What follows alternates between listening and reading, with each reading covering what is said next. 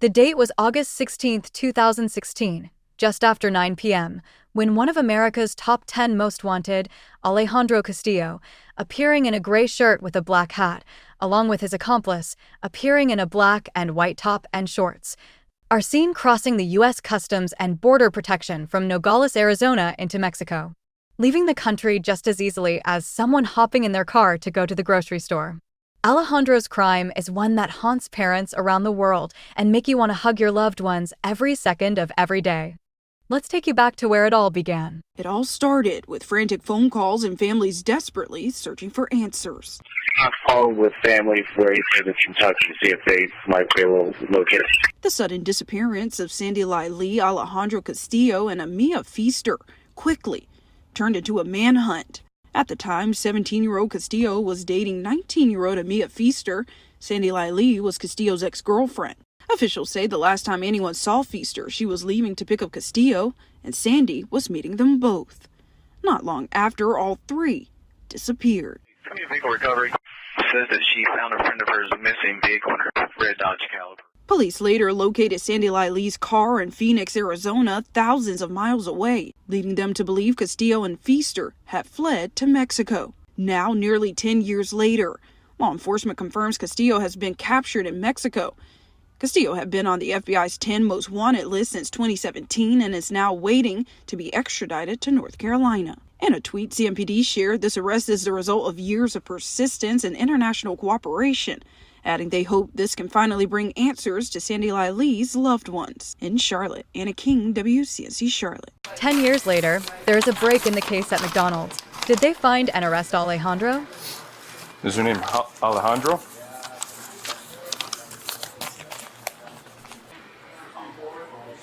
Hello. Hi, we got called here to talk to you. Huh? Some people were worried about you. They wanted to make sure you were okay. That I'm okay? I'm a paying customer. Yeah. People are just called. Bet. So, what, sitting down? No, I think they saw all your stuff and were worried making sure you're okay. I'm fine. Okay. What's your name? What do you need my name?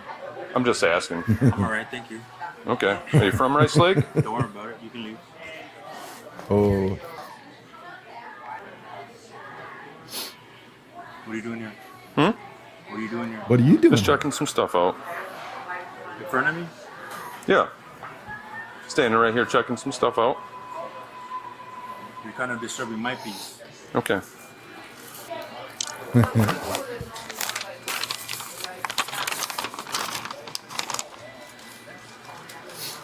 Is your name Alejandro? Are you trying to ask me if I'm wanted? Are you confirming that I'm wanted? I guess so. So this is what, your public service? When I told you that I'm a paying customer? Yeah. Are you Alejandro? Don't worry about it. Okay, well that's what we're here to figure out. So this screams that I'm wanted? No, I guess it wouldn't be the homelessness or that you have a lot of gear. So you're implying... So what are you implying? Like really? Like is it the fact that I'm homeless? That your description matches someone or that that's you want wanted. Me to leave town? No, not that I want you to leave town. Well, I already said, man, you're already disturbing my peace. Okay. So get out of here. Okay, you got any ID on you? For? So I can see who you are. And if you're not the person we're looking for, then we'll get out of here. At this point, you're gonna have to send another cruiser, so that way they can confirm my identity. Because of the way that you're treating me, I don't want to confirm my identity with you. Okay. Because see, I already told you I'm a paying customer. So like, why are you coming to me disturbing the peace? Because you're the one breaking the law right now, not me. What law am I breaking? Disturbing me and disturbing the public. Okay. Well, if we get called here because someone believes that you're a wanted person, and we're coming here to confirm that, and you match the picture of a wanted person. Okay, then show me the picture.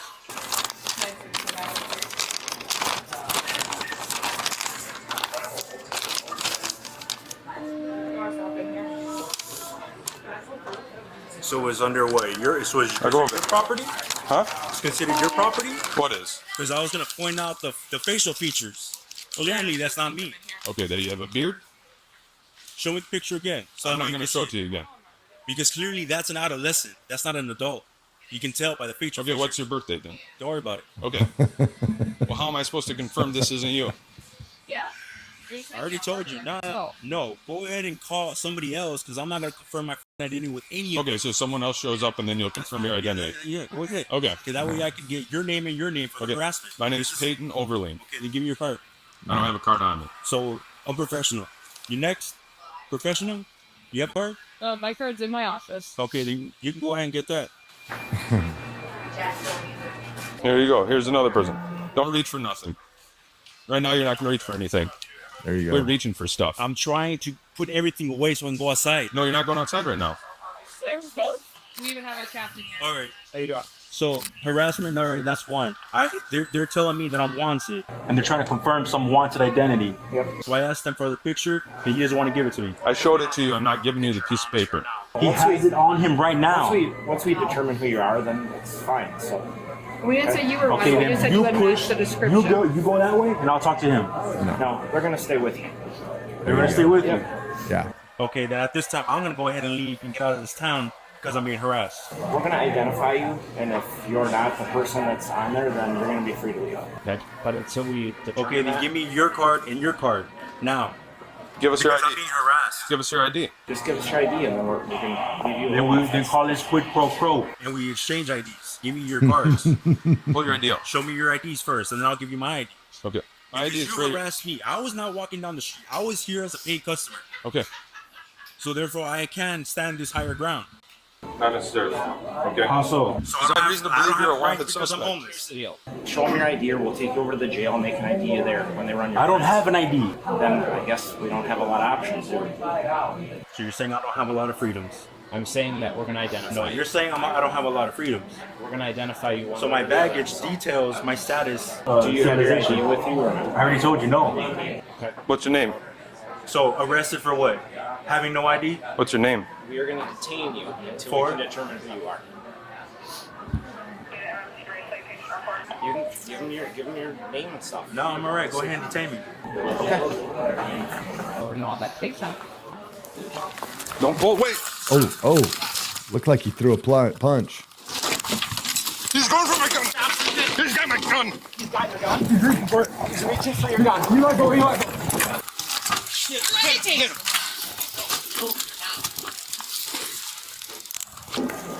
Put your arms behind your back, or you're gonna get it again.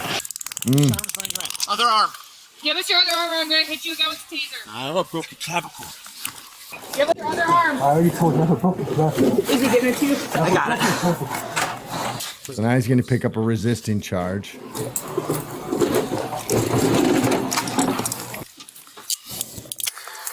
Good. Search him. Everyone good? Yep. Yeah.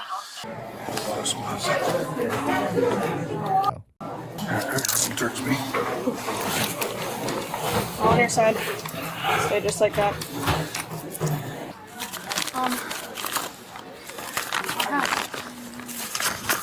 What is that? And stuff CBD? Bring your legs out this way. Swing your legs out. Roll to your other side a little bit.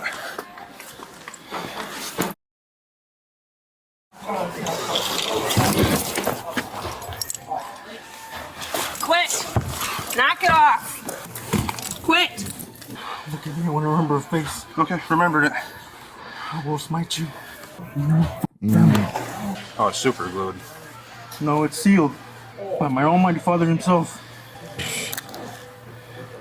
Here we go with the craziness. Look at it. What does it say? Can't read it. Guess you can't read, huh? No. That's why you became a cop. You got me. Trampling on other people's rights. He's got something down here too. Man. I'm gonna search the rest of his ankles. Yeah, he's still got something in here. Here, these can come down. I think it's under this. It's something. It might be just Jeez. another hat, maybe. It's like a hat. Another hat. Yeah, it's the bill of a hat. Yeah, check his Dang. other leg. Another hat.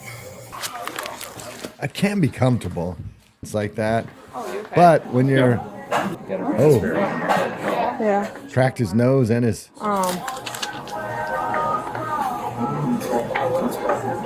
My name's Seth. I just gotta check out the barbs in your chest, okay? What's your name?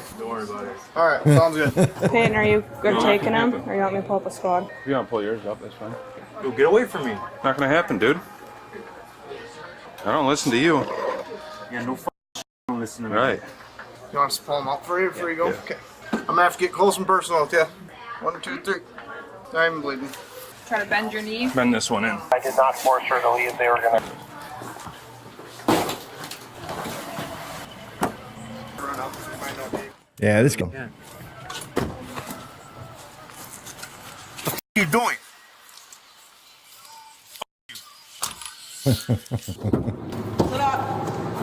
Alejandro?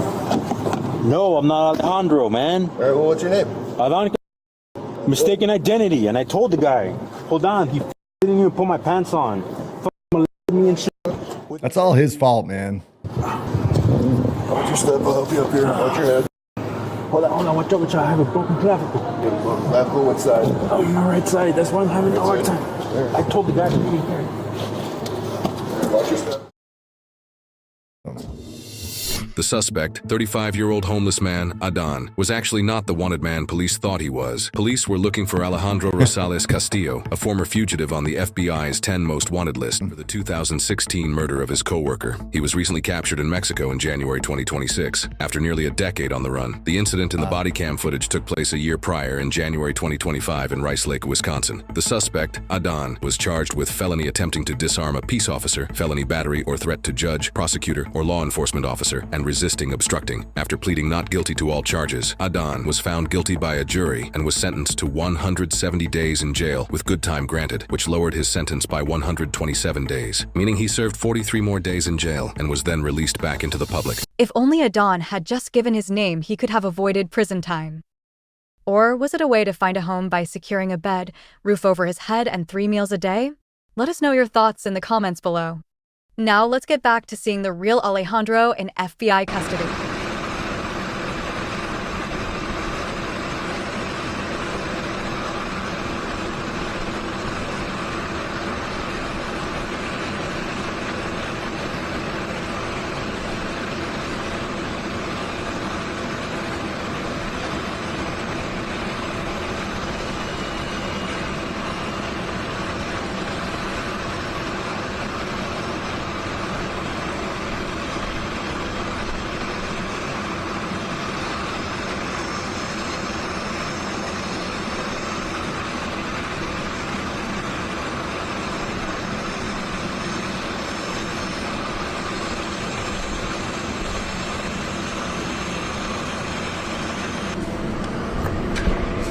Good to go? All right, good afternoon, everybody. I'm Kash Patel, the director of the FBI.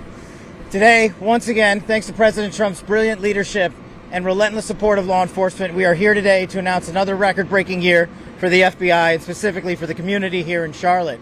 Thank you also to Attorney General Pam Bondi's leadership of the Department of Justice. She has championed victims her entire career, and she never forgets them or her families. And the combination of that is what led us here today. The FBI, just a week ago, captured excuse me, Mr. Alejandro Castillo in Mexico, one of the top 10 most wanted fugitives on the FBI's most wanted list. He has been on that list for over a decade, evading law enforcement.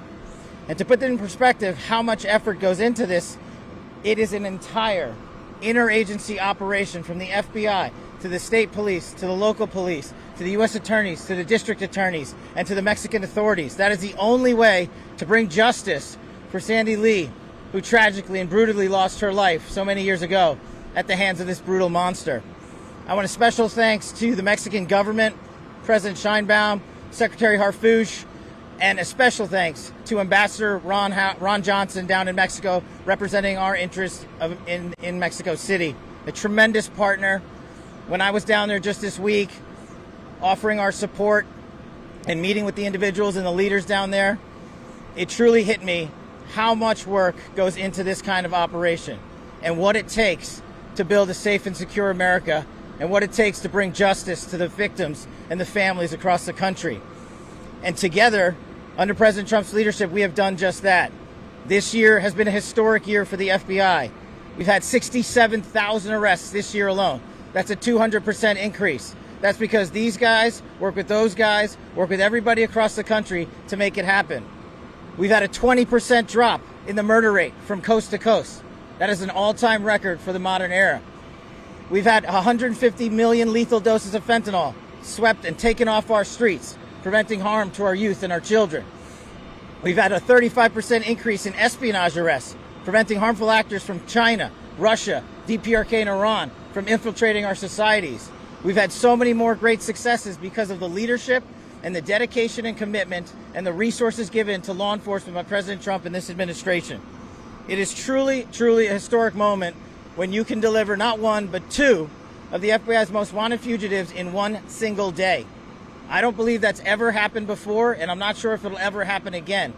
But the one thing I ask of you guys in your communities is thank these folks here and thank those guys down there, because they do the work day in and day out and they barely get credit for it. And the media blasts them for doing their jobs. But we are here to stand behind Blue. We will always be behind law enforcement because you protect our children, you safeguard our communities, and with the power of the United States Attorney's Office, we make sure those criminals are never, never, never, ever again attacking the loved ones that we hold most dear to us. It is truly, truly an honor, and I'm so proud to be back here in Charlotte and handing this fugitive over to the Charlotte-Mecklenburg Police Department where he belongs, and he will be prosecuted here to the fullest extent of the law. I want to thank HSI, I want to thank DEA, ATF, CBP, I want to thank the local police force, I want to thank the mayor and the governor here for their continued partnership of law enforcement. And once again, I want to thank President Trump and Attorney General Pram Bondi, who have been truly spectacular supporters of law enforcement. And if you needed to see how it works and how well it works, just look at this case and look at the fact that we brought Alejandro Castillo to justice 10 years later, right back to where he committed this atrocious crime. These top 10 fugitives, the 6 we captured this year, were on the lam for over 40 years collectively. This shows you we will go to the ends of the earth to find you should you choose to hurt our loved ones in our communities. And now I'm going to hand it over to SEC Jim Barnacle for more words on the investigation. Thank you. Well, thank you, Director Patel. I can tell you there's never been a director of the FBI that has dropped off 2 top 10 fugitives on our plane. So thank you, Director. A lot of miles today. I am Jim Barnacle. I'm the special agent in charge here at the FBI in Charlotte and across this great state of North Carolina. It's difficult to put into words the amount of work done over the past 9 years. The FBI and our partners at the Charlotte-Mecklenburg Police Department, Chief, thank you for being here and thank you for the great work that your officers have done. The director just had a chance to meet the detectives and agents and analysts that were involved in this investigation and locating Castillo. And I can tell you they looked all over this country and into Mexico.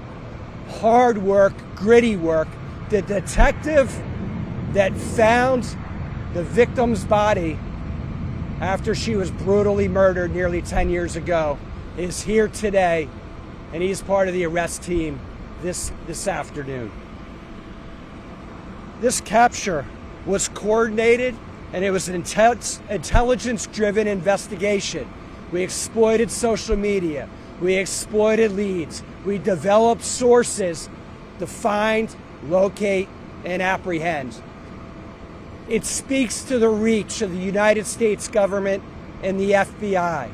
The FBI operates in over 100 countries across this great planet, and they do so to advance and protect American interests, and the FBI's interest in this case is finding fugitives. It's partner with foreign agencies and the Mexican AGI to effect this arrest, transfer custody, and bring him to the United States. I want to recognize it took a long time to find this guy. It took a long time to get him in cuffs. However, he was arrested on January 16th, and here we are 1 week later, and he's in Charlotte-Mecklenburg County where he's going to face justice under Spencer and his team. Castillo fled to Mexico. As you know, he committed a murder. Sandy Lai Lee was murdered. Her car was driven and found in Phoenix, Arizona. The FBI in Phoenix immediately started tracking. We traced his pattern through family and friends in Phoenix in the Arizona area. We tracked him crossing the border. We traced him down to a town in Mexico, and we started to try to find him. It took a long time, but perseverance doesn't end. The long arm of justice and law enforcement, it has no end. We will put people in cuffs, and we have done that here. Castillo has been living a regular life. Our victim and their family will never be the same. His capture underscores the resolve of the FBI, the U.S. Attorney's Office, the CMPD, our law enforcement partners, our dedicated partners and prosecutors around this country and around this globe. So I thank you for being here. I'm grateful for the team and the effort and the partnerships, and I'm glad Castillo is here to face justice in the United States courts. I'll turn it over to the U.S. Attorney for the Western District of North Carolina, Russ Ferguson. Well, good afternoon, and thank you for joining us in the cold today. I'm Russ Ferguson. I'm the U.S. Attorney for the Western District of North Carolina. You know, it's amazing. It's been 10 years since our victim here, Sandy Lee, since her family last saw her. 10 years since her family gave her a hug for the last time, never knowing that was her last hug. And for that decade-long period, Mr. Castillo was living his best life in Mexico. He probably thought he would never get caught. But this case is a testament that this administration is going to do what it takes. We're going to do what it takes to bring to justice murderers, those who flee and think that they can get away with it. My office brought a charge here for unlawful flight to avoid prosecution. That federal charge gave the federal government the full force and resources it has to pursue Castillo anywhere in the world. It allowed law enforcement, like these guys here, to work with their counterparts in Mexico and to capture and bring Mr. Castillo back, and that is what has happened today. And I hope that this case sends a message that we will not let time, we will not let distance, and we will not let borders stand in the way of justice. Director Patel, I want to thank you. I want to thank you on behalf of the people of Charlotte, on behalf of the people of the Western and North Carolina, for never giving up, for never forgetting our victims, and for making a priority to find people like Mr. Castillo, to catch him, to capture him, and to bring him back to Charlotte to face justice, which he will do. And not only did you do that, Mr. Patel, you did it personally today. And that is really something. And we thank you for that. And I'll turn it over to the Chief of Police, Chief Patterson.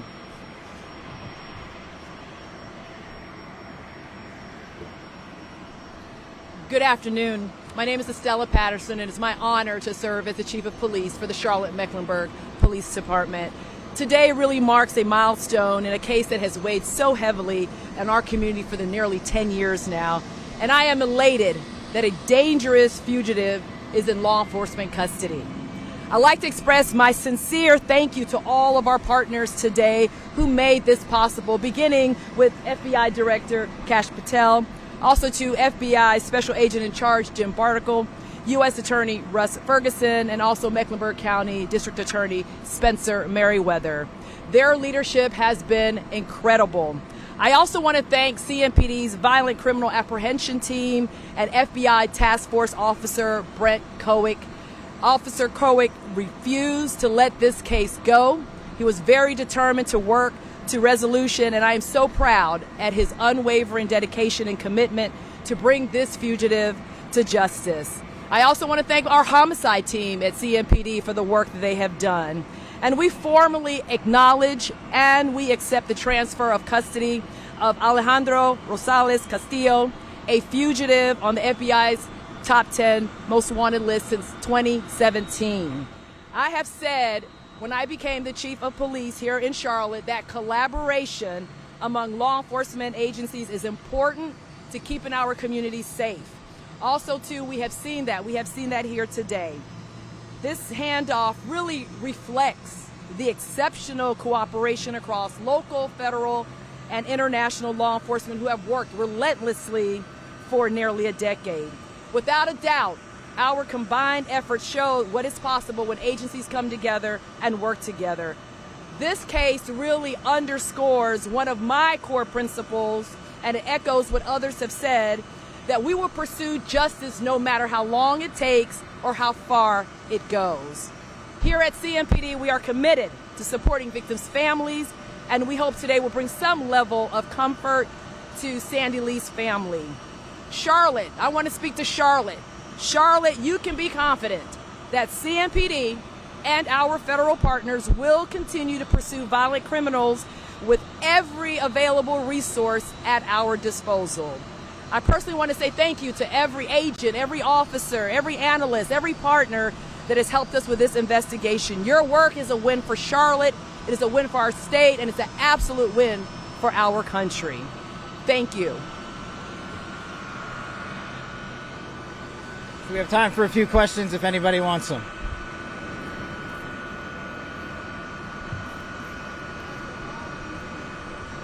Come on up here. It's all right.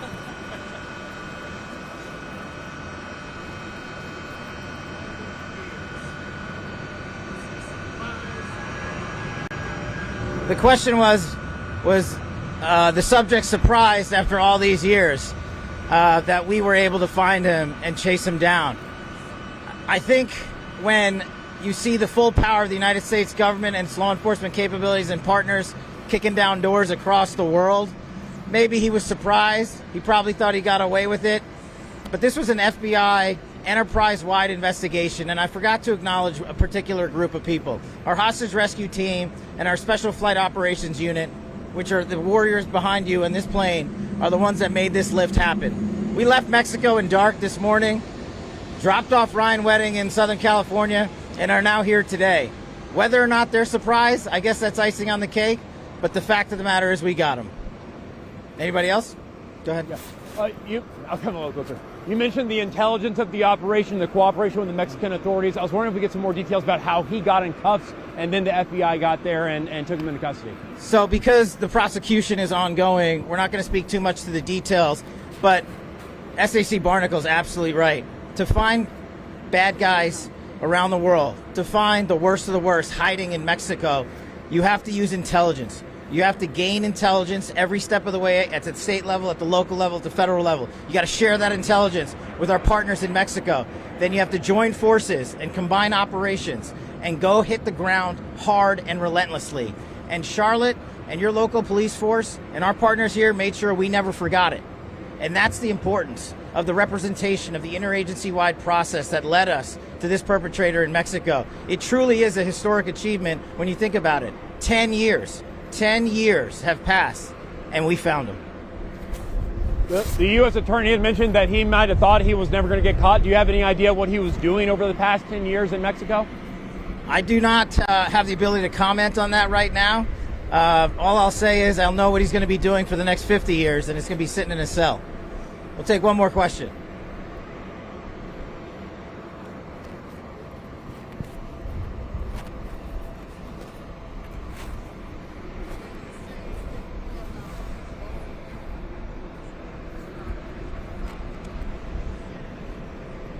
What I can say about Sandy Lee is she was a first-generation college student, graduating, working in her community, and at the time they were at a coworker, Mr. Castillo, and unfortunately that led to her tragic murder off of a small monetary loan that she had made him, and he used that as an evil lure operation to get her out into the private and then to brutally murder her.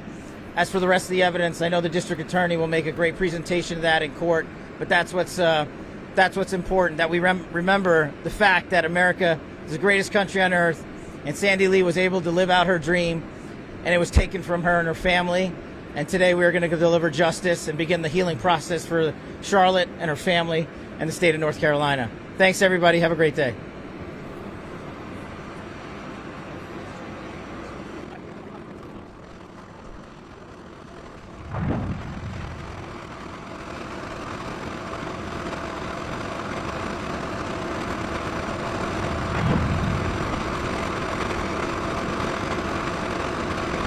If you enjoyed what you watched today, don't forget to like, share, and subscribe to not miss future footage from investigative threats.